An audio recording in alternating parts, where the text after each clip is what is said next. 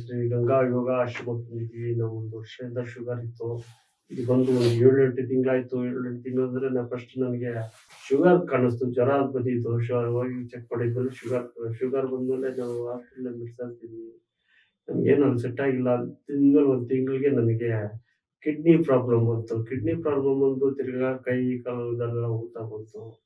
ಆಮೇಲೆ English medicine ಬಿಟ್ಟಾಕಿದ್ಮೇಲೆ ನಾವು ಇದು ಯೂಟ್ಯೂಬ್‌ನಲ್ಲಿ ಒಂದು ಅಡ್ರೆಸ್ ಎಲ್ಲ ನೋಡ್ಕೊಂಡು ಬಂದು ಇಲ್ಲಿ ಚಿಕಿತ್ಸೆ ತಗೊಂಡ್ವಿ.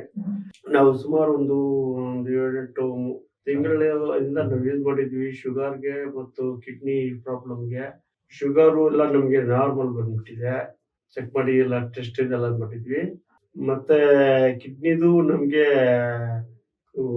ತೋರಿಸ್ತೀವಿ. ಕೈ ಕಾಲು ಎಲ್ಲ ಊತ ಇತ್ತು. ಕಿಡ್ನಿಗೆ ಔಷಧಿ ಎಲ್ಲ ಕೊಟ್ಟಿದ್ಮೇಲೆ ನಾವು ಕಿಡ್ನಿ ಕೂಡ ನಮ್ಗೆ ಒಂದು 75% ವಾಸಿಯಾಗಿದೆ. ಇನ್ನು ಮೇಲಾಗ್ತಾ ಇದೆ.